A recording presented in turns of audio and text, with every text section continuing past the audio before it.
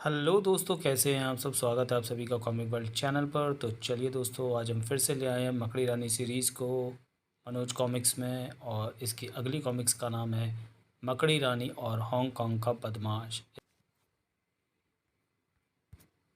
मकड़ी रानी और हांगकांग का बदमाश। ब्लैक टावर के कॉन्फ्रेंस हॉल में बैठे अजय विजय व टिंगू जिज्ञासा भरी नज़रों से मकड़ी रानी को निहार रहे थे। वातावरण में गहरी खामोशी विराजमान थी। अचानक मकड़ी रानी खामोशी भंग करते हुए बोली, साथियों, ये बात तो तुम लोगों को मालूम ही होगी कि शहर में लड़कियों के अपहरण की घटनाएं बढ़ती ही जा रही हैं।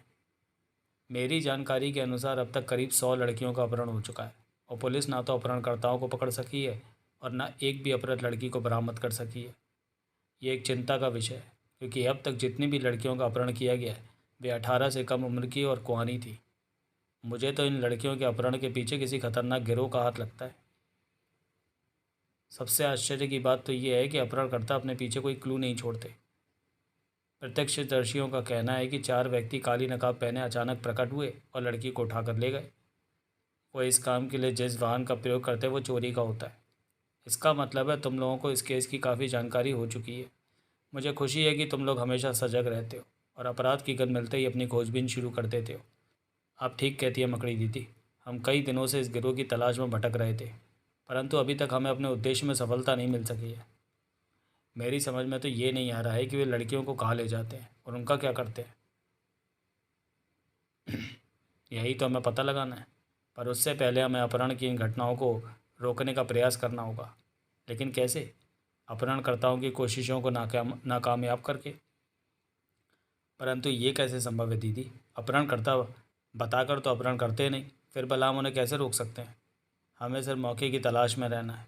ऐसा एक मौका बहुत जल्द तुम लोगों को मिलने वाला है। क्या? हम समझे नहीं दीदी। तभी मकड़ी रानी खुलासा करती हुई बोली, परसों देश की एक नामी कपड़ा मिल शहर के प्रसिद्ध होटल चांद में फैशन शो का आयोजन कर रही है।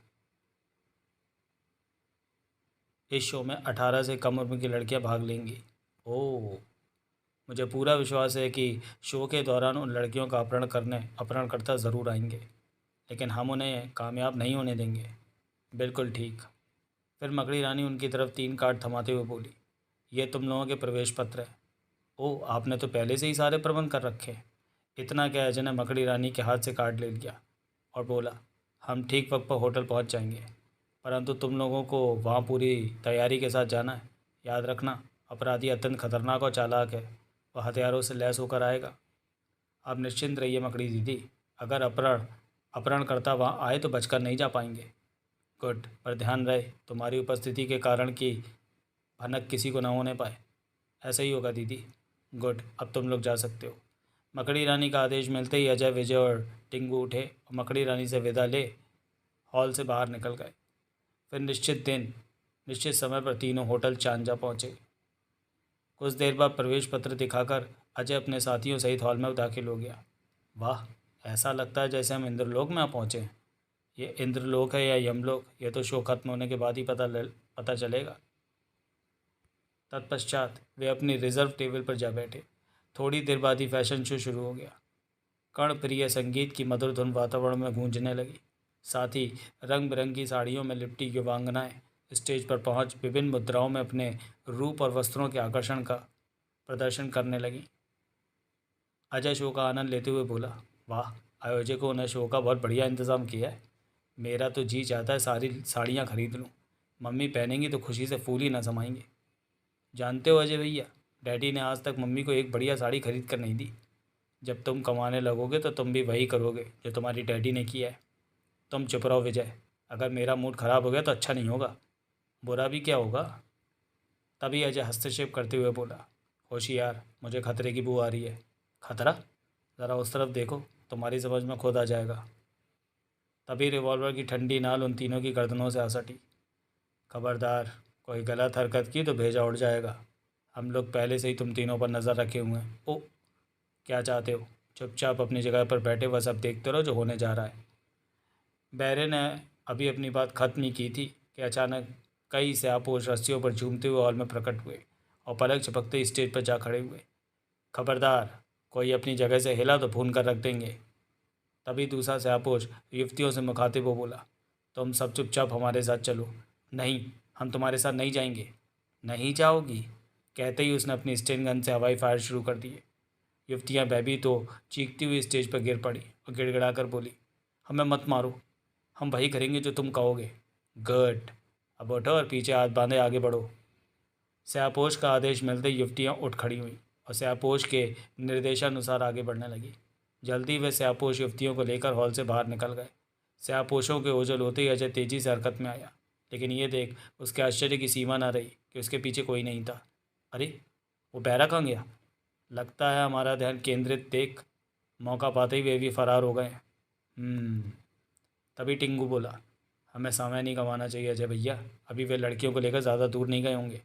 तुम ठीक कहते हो टिंगू, आओ चलें। उधर स्यापोश को युवतियों सहित बाहर आते देख गार्डों ने खतरा बाप लिया, किंतु इससे पहले कि वे एक्शन में आते स्यापोशों ने उन पर गोलियां बरसा दी। रट रट रट रट, दोनों गार्ड गोलियों से छलनी और ज़मीन पर गिरकर तड़पने लगे। तभी नीले रंग की वैन वहां आकर रुकी और स्यापोश युवतियों सहित उसमें सवार हो गए। दूसरे ही पल वैन दौड़ पड़ी। वो जा रहे हैं, हमें उनका पीछा करना चाहिए। लेकिन हम उनका पीछा कैसे करेंगे? काश हम अपनी कार में यहाँ आए थे। तब अजय वैन का नंबर अपनी डायरी में नोट करता हुआ बोला, चलो पुलिस को खबर कर दें। हाँ, यही ठीक रहेगा। और फिर वे तीनों हॉल में वापस लौट गए। उधर वैन चालक ने अचानक अपने सामने सड़क पर मकड़ी रानी को आकाश से उतरते देखा तो बौखला उठे। ये कमबख्त कहाँ से आ गई? अब मैं क्या करूं? रॉड डालो से। स्यापोश का आदेश मिलते ही चालक ने वैन की रफ्तार बढ़ा दी। चालक ने वैन की स्पीड बढ़ा दी, लेकिन वैन एक इंच भी आगे नहीं बढ़ी। अब क्या होगा? गाड़ी बैक करो। लेकिन फिर जो कुछ हुआ उसकी कल्पना किसी को नहीं थी। थम, ओ, स्पीड बढ़ाओ। अच्छा। थोड़ी देर बाद चालक फिर बोला, गाड़ी पीछे भी नहीं जा रही है, अब तो इसे निपटना ही पड़ेगा। इतना कह स्यापोश ने अपनी वैन गन संभाल ली, लेकिन इससे पहले कि वो मकड़ी रानी पर गोली चलाता, मकड़ी रानी बिजली की सी तेज़ी से कार के नीचे पर जा पहुंची और दूसरे ही पल वैन हवा में तैर रही थी। वैन को हवा में तैरते पा वैन चालक और चारों स्यापोश बेबी चूहों की तरह वैन से कूद कर नीचे आ गए। तब मकड़ी रानी ने बड़े आराम से वैन को सड़क पर टिका दिया और सैम वैन के नीचे से निकलकर स्यापोशों के सामने खड़ी होती हुई बोली, मुझे तुम लोगों की बहुत दिनों से तलाश थी। बताओ, तुम लोग कौन हो और किसके इशारे पर लड़कियों को ले जा रहे थे? बेकार के सवाल करना छोड़ो और हमारे रास्ते से हट जाओ। मैं जानती हूँ तुम लोग इतनी आसानी से मेरे सवालों का जवाब नहीं दोगे, इसलिए तुम लोगों को कानून के हवाले करने के बजाय मुझे अपनी कैद में लेना होगा।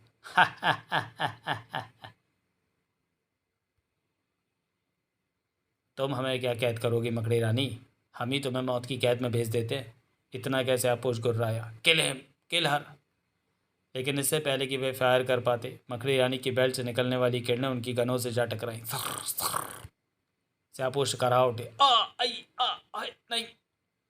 और फिर इससे पहले कि वे संभल पाते, मकड़ी रानी ने उन पर आक्रमण कर दिया। तड़ाक, ठक, आई आए। फिर तो मकड़ी रानी ने स्यापोशों को लात घूंसों पर रख लिया। जल्दी चारों सड़क पर अधमरे से पड़े थे। आ आए मेरी कमर। अब बोल चिड़िया मर, तेरे साथ क्या सलूक किया जाए? नहीं, मुझे मत मारो, आप जो पूछेंगी मैं बताऊंगा। भगवान के लिए मुझे बख्श दीजिए। ठीक है, अब तुम अपने ही हाथों से अपने कमीने साथियों को बांधकर एक एक करके वैन में डालोगे। इतना कि मकड़ी रानी ने रेशम की डोरी का एक गुच्छा उस चालक की तरफ उछाल दिया। वह तुरंत अपने काम में जुट गया। उधर मकड़ी रानी ने बंधक युवतियों को बंधन मुक्त कर वैन से उतारा और बोली, यहाँ से शहर ज़्यादा दूर नहीं है, तुम अपने घरों को लौट सकती हो। जी, लेकिन घबराओ नहीं, अब कोई खतरा नहीं है। वैसे भी पुलिस को खबर हो चुकी होगी और वह इसी तरफ आ रही होगी। शुक्रिया मकड़ी रानी। अगर आज आप समय पर ना आती तो ये बदमाश ना जाने हमारी क्या दुर्गति बनाते। अब इन बदमाशों की मैं दुर्गति बनाऊंगी। तत्पश्चात लड़कियां मकड़ी दीदी को दुआएं दे शहर की ओर लौट पड़ी। तब तक ड्राइवर अपने साथियों को बांधकर वैन में पहुंचा चुका था। आपके हुक्म की तामील हो चुकी है मकड़ी रानी, मैंने सबको कसकर बांधा है। अब मेरे लिए क्या हुक्म है? चालक अपनी बात पूरी ही कर पाया था कि तभी मकड़ी रानी का हाथ उसकी कनपटी से टकराया। तड़ाक, और वह बेहोश होकर मकड़ी रानी की बाहों में झूल गया। मकड़ी रानी ने उसे उठाकर वैन में डाला और वैन का दरवाज़ा बंद कर चालक सीट पर जा बैठी। दूसरे ही पल वैन हवा से बातें कर रही थी। उधर अजय, विजय और टिंगू पुलिस को घटना की सूचना एवं वैन का नंबर देने के बाद होटल से निकले और बुझे मन से ब्लैक टावर की ओर चल दिए। अजय, अब हम मकड़ी दीदी को क्या जवाब देंगे? सच तो बताना ही पड़ेगा, इसके अलावा हमारे पास कोई चारा नहीं है। दीदी ने हमें पहले ही सतर्क किया था, लेकिन हम गच्चा खा गए। ऐसा पहली बार हुआ है जब सब कुछ मालूम होते हुए भी हम कुछ नहीं कर सके। पता नहीं पुलिस उस वैन को पकड़ भी पाएगी या नहीं। अजय की बात सुनकर विजय और टिंकू खामोश हो गए और अपनी सोचों में खो गए। न जाने कब तक वे अपनी सोचों में डूबे रहते। अचानक टैक्सी चालक उनकी सोचें भंग करता हुआ बोला, साहब, ब्लैक टावर तो आ गया, अब कहाँ चलना है? बस हमें यहीं उतरना है। फिर तीनों टैक्सी से उतर गए और टैक्सी का बिल अदा करके ब्लैक टावर के मुख्य द्वार की ओर बढ़ गए। जब वे कॉन्फ्रेंस हॉल में पहुंचे तो ये जानकर उनके आश्चर्य की सीमा न रही कि मकड़ी रानी उनकी प्रतीक्षा कर रही थी। आओ दोस्तों, मैं तुम लोगों की ही प्रतीक्षा कर रही थी। आप हमारी प्रतीक्षा कर रही थी? इसका मतलब ये हुआ कि आप सब जान चुकी हैं। हाँ, मैं जानती हूँ कि तुम लोग अपने मकसद में नाकामयाब होकर लौटे हो, पर उन लड़कियों के बारे में चिंतित होने की ज़रूरत नहीं है। वे सब आज़ाद हो चुकी और अब तक तो अपने घरों को भी लौट चुकी होंगी। क्या? तब मकड़ी रानी उन्हें पूरी जानकारी देती हुई बोली, वैन को मैं वहाँ तक ले गई जहाँ मेरी कार खड़ी थी। फिर उन बदमाशों को कार में डालने के बाद मैंने वैन वहीं छोड़ दी, क्योंकि मुझे विश्वास था कि तुम लोग वैन का नंबर पुलिस को बता चुके होगे। अब तक तो पुलिस उस वैन को बरामद भी कर चुकी होगी। लेकिन दीदी, एक बात मेरी समझ में नहीं आ रही है। क्या? यही कि आपको कैसे मालूम हो गया कि बदमाश लड़कियों का अपहरण करके उस रास्ते से जा रहे हैं जहाँ आपने उन्हें रोका था? याद रखो, मैं अपनी आंखें कभी बंद नहीं रखती। इतना क्या मकड़ी रानी मुस्कुराई और बोली, दरअसल तुम्हारी कमीज़ के कॉलरों में जो बटन है उनमें सूक्ष्म कैमरे फिट हैं। उन्हीं कैमरों की आंख से मैं सब कुछ अपनी कार में फिट टीवी स्क्रीन पर देख रही थी। ओह, लेकिन आपने ये बात हमें पहले क्यों नहीं बताई? तो मैं सारी बात पहले ही बताना ज़रूरी नहीं है, लेकिन क्या तुम्हारा मेरी बात के बीच में टांग अड़ाना ज़रूरी है? लेकिन इससे पहले कि विजय और टिंगू की बहस आगे बढ़ती, अजय द्वारा मकड़ी रानी से पूछे गए प्रश्न ने उन्हें खामोश कर दिया। दीदी, उन बदमाशों का आपने क्या किया? वे सब मेरी कैद में हैं। उनसे मुझे वो कुछ पूछना था। जो कुछ पूछना था मैं पूछ चुकी हूँ। अब जो मैं कहूँगी उसे तुम लोग ध्यान से सुनो। लड़कियों का अपहरण करने वाले गिरोह का मुख्यालय हांगकांग में स्थित है। अब तक जितनी भी लड़कियों का अपहरण किया गया उन्हें हांगकांग भेजा जा चुका है। ओह दीदी, ये गिरोह लड़कियों का करता क्या है? वे लोग लड़कियों की कीमत लगाते हैं और विदेशी बाज़ार में बेच देते हैं। विदेशों में ये धंधा ज़ोर पकड़ता जा रहा है। लेकिन अगर कोई लड़की विरोध करे तो अव्वल तो ऐसी नौबत ही नहीं आती, क्योंकि वह पहले उन्हें ड्रग्स का आदी बना देते हैं, फिर उन पर तरह तरह के जुल्म करते हैं। फिर भी अगर कोई लड़की विरोध करती है तो वे बड़ी बेरहमी से उसका कत्ल कर देते हैं। तो क्या हांगकांग की पुलिस को इस गिरोह की गतिविधियों की जानकारी नहीं है? जानकारी तो है, लेकिन इस गिरोह का सरगना शू चैंग वहाँ का बड़ा अमीर और इज्जतदार आदमी है। बिना ठोस सबूत के पुलिस अधिकारी उस पर हाथ डालने से कतराते हैं। इसलिए लड़कियों को मुक्त कराने और मुजरिमों को सज़ा दिलाने के लिए तुम लोगों को ठोस सबूत जुटाने होंगे। अर्थात हमें हांगकांग जाना होगा। लेकिन क्या वहाँ की पुलिस हमारा साथ देगी? इसका प्रबंध मैं कर दूंगी। हमें हांगकांग के लिए कब रवाना होना है? सुबह की फ़्लाइट से। 2 घंटे के अंदर तुम लोगों के पासपोर्ट, वीज़ा व टिकट तुम्हारे हाथों में पहुँच जाएंगे। ठीक है।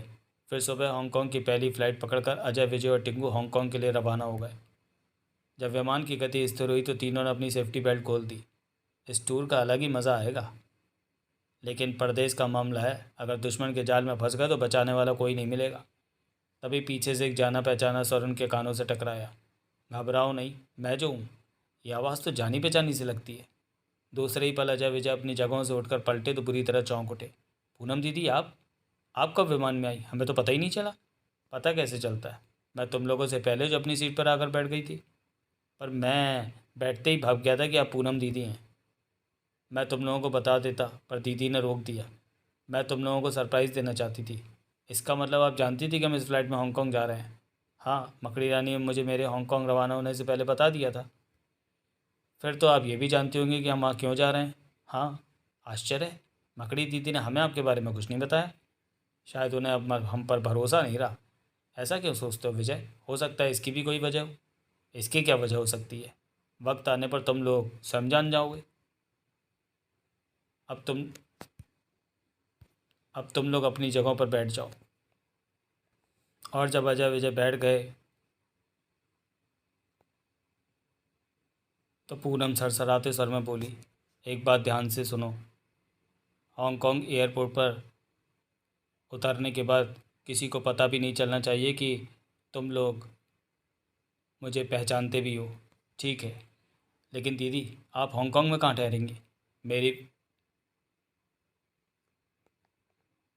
मेरी फ़िक्र छोड़ो टिंगू, तुम लोगों को होटल हयात में ठहरना है। वहाँ तुम लोगों से एक आदमी स्वयं संपर्क स्थापित करेगा। वह कुछ लोगों के क्या लिखा है भाई, समझ में ही नहीं आ रहा, इतना ब्लर है। जानकारी पूरी करेगा, लेकिन क्या उसे लेकिन हम उसे पहचानेंगे कैसे? उस आदमी के दाहिने हाथ में 6 उंगलियां होंगी। तुम लोग सुन रहे हो ना? हाँ। तत्पश्चात पूनम दीदी खामोश हो गई। तब अजय, विजय और टिंगू भी चुप हो गए। फिर हांगकांग एयरपोर्ट पर उतरने के बाद अजय, विजय और टिंगू कस्टम आदि से निपटने के बाद एयरपोर्ट की इमारत से बाहर निकले तो अचानक टिंगू बोल उठा, अजय भैया, पूनम दीदी तो कहीं नज़र नहीं आ रही हैं। मैं भी यही सोच रहा था कि पूनम दीदी अचानक कहाँ गायब हो गई। परेशान होने की ज़रूरत नहीं है, पूनम दीदी जानती है कि हम कहाँ ठहरेंगे। फिर उन्होंने टैक्सी पकड़ी और होटल हयात जा पहुँचे। होटल में पहले ही से उनके नाम से कमरा बुक था, अतः वे काउंटर से चाबी ले लिफ्ट की ओर बढ़ गए। थोड़ी देर में वे होटल की 5वीं मंजिल पर स्थित अपने कमरे के सामने खड़े थे। यही कमरा है। निश्चिंत तो अजय ने द्वार खोला और तीनों अंदर दाखिल हो गए। लेकिन कमरे में कदम रखते ही तीनों बुरी तरह चौंक उठे। ओह, ओ माय गॉड, खून! अब क्या होगा अजय? ये तो सिर मुंडाते ही ओले पड़ने वाली बात हो गई। मैं तो कहता हूँ फ़ौरन यहाँ से भाग लो। अगर पकड़े गए तो इसके कत्ले के इल्ज़ाम से बचना मुश्किल हो जाएगा। लेकिन हम भाग कर जाएंगे कहाँ? यहाँ की पुलिस हमारा पीछा नहीं छोड़ेगी। तब अजय निर्णायक स्वर में बोला, तुम ठीक कहते हो विजय, हमारा यहाँ से भागना उचित नहीं होगा। मैं पुलिस को सूचित करता हूँ। अच्छी तरह से सोच लो अजय, पता नहीं मृतक कौन है। हो सकता है इसकी हत्या में पुलिस के चंगुल में फंसाने के इरादे से ही की गई हो। जो भी हो, पुलिस स्वयं सच्चाई का पता लगा लेगी। इतना क्या अजय फ़ोन की तरफ बढ़ा ही था कि मृतक के दाहिने हाथ पर उसकी नज़र पड़ गई। वह चौंकता हुआ बोला, अरे ये तो वही आदमी है जिसका जिक्र पूनम दीदी ने किया था। क्या? तभी दो खतरनाक किस्म के आदमी कमरे में दाखिल होते हुए कड़क उठे। तुमने ठीक पहचाना मिस्टर अजय, हमें इस गद्दार की तलाश काफ़ी समय से थी। ये कमीना हमारी गुप्त खबरें मकड़ी रानी तक पहुंचा रहा था। तभी तो हमारे आदमी फैशन शो से लड़कियों को उड़ाने में असफल रहे। हम जानते हैं कि हिंदुस्तान में हमारे 5 साथी मकड़ी रानी की कैद में हैं, लेकिन हमारे आदमियों को कैद में रखना तुम्हारी मकड़ी रानी को महंगा पड़ेगा। तुम लोगों के हांगकांग रवाना होने की खबर हमें पहले ही मिल चुकी थी, इसलिए तुम्हारे स्वागत के लिए हमने माइकल को यहाँ टांग दिया। अब माइकल तुम लोगों की कोई मदद नहीं कर सकता। वेरी गुड, तुम लोगों ने हमारे बहुत से सवालों के जवाब स्वयं ही दे दिए। अब तुम हमारे सवालों के जवाब दोगे। बताओ, वो लड़की कहाँ है जो तुम्हें प्लेन में मिली थी? कौन सी लड़की? बनने की कोशिश मत करो। मत भूलो कि प्लेन में हमारा एक आदमी मौजूद था और तुम लोगों की हर हरकत पर नज़र रखे हुए था। फिर तो उसकी आंखें ज़रूर कमज़ोर रही होंगी। हमने तो कोई लड़की नहीं देखी। लीबोंग, ये लोग आसानी से कुछ नहीं उगलेंगे। हमें इन्हें चीफ के पास ले चलना चाहिए, यह ठीक रहेगा। और वे बहुत सावधानी से अजय, विजय और टिंगू को कवर किए हुए वहाँ से चल पड़े। होटल के बाहर उनकी कार पहले से ही मौजूद थी। अजय, विजय और टिंकू बिना किसी विरोध के कार में बैठ गए। उनके बैठते ही कार रवाना हो गई। लगभग आधे घंटे बाद कार एक भव्य इमारत के कंपाउंड में जाकर रुक गई। उन तीनों को कार से उतारकर इमारत के अंदर तहखाने में ले जाया गया, जहाँ गुनाहों का बादशाह शू चैंग पहले से ही मौजूद था। अपने आदमियों की रिपोर्ट सुनने के बाद वह हंसा, फिर बोला, छोकरों, हांगकांग में वह लड़की ज़्यादा देर ओझल नहीं रह सकेगी।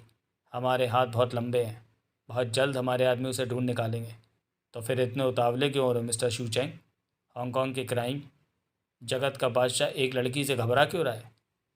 मुझे तो हंसी आ रही है, कहकर टिंगू पे ठठाकर हंस पड़ा। खामोश, गुस्ताख लड़के, अब तुम लोगों की ज़िंदगी के दिन पूरे हो चुके हैं। मुझे तो तुम्हारे दिन पूरे होते नज़र आ रहे हैं शू चैंग। तुम्हारी भलाई इसी में है कि उन सारी लड़कियों को आज़ाद कर दो जो तुम्हारी कैद में हैं। ज़रूर, क्यों नहीं। आज रात हम उन सारी लड़कियों को अपनी कैद से आज़ाद करने जा रहे हैं। आज रात उन लड़कियों को यहाँ से टोको नाको द्वीप भेज दिया जाएगा, जहाँ उनकी नीलामी होगी। हो सकता है उस नीलामी में तुम्हारी वह साथी भी हो जो फरार है, पर अफसोस इस नीलामी का नज़ारा तुम लोग नहीं देख पाओगे। कहने के साथ ही शू चैंग ने अपने साथियों को आदेश दिया, ले जाओ इन पिल्लों को, ख़त्म करके समुद्र में फेंक दो। Yes chief. तब भी तब ली बॉग और उसका साथी अजय, विजय और टिंगू को हॉल से बाहर ले गए।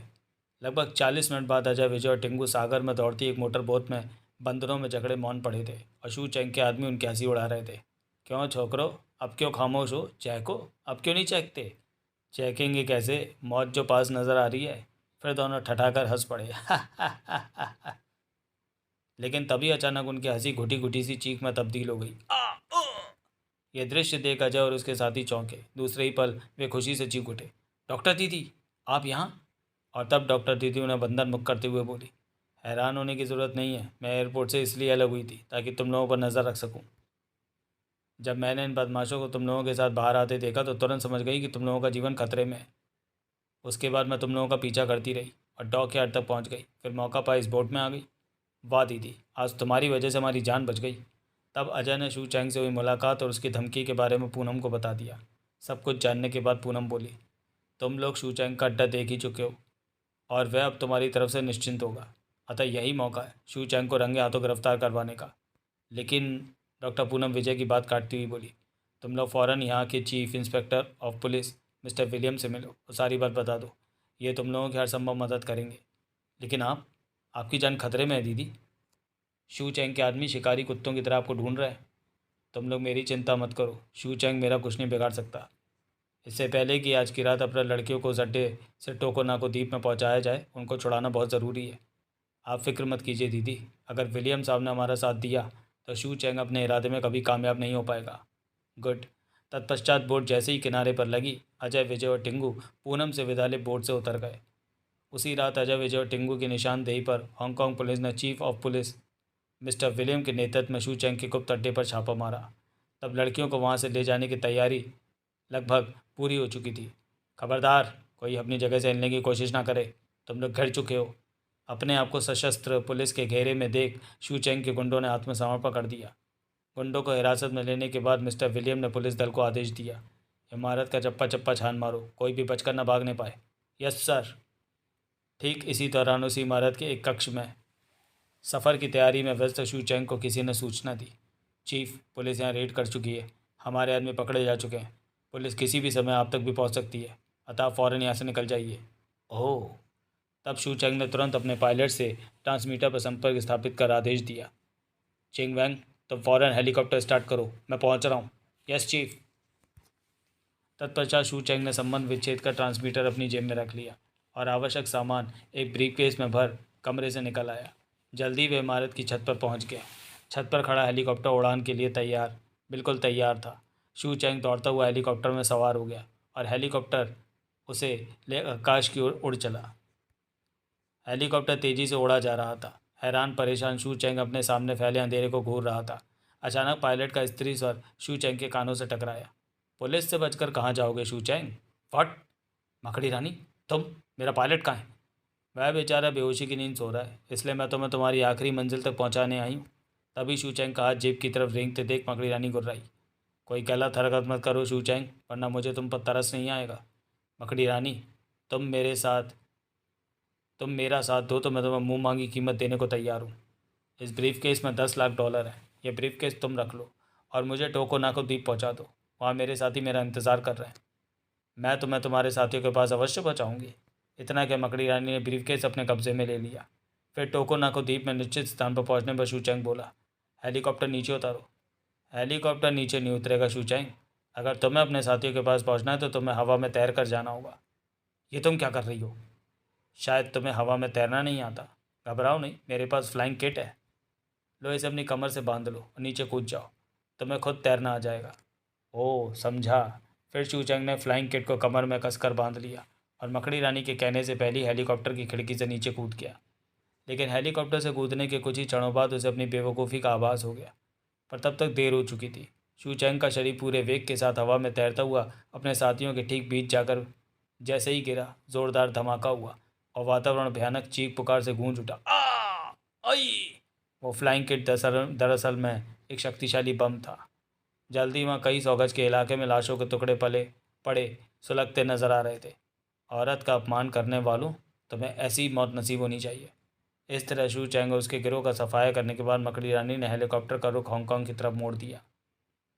उधर 2 दिन बाद समस्त हिंदुस्तानी लड़कियों को स्वदेश भेजने का बंदोबस्त करने के बाद अजय, विजय और टिंगू जब विमान द्वारा हिंदुस्तान के लिए रवाना हुए तो उनके दिलों में बेचैनी समाई हुई थी।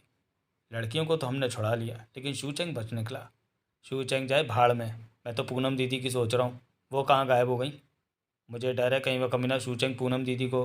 तभी शू चैंग को क्यों कोसते हो टिंगू?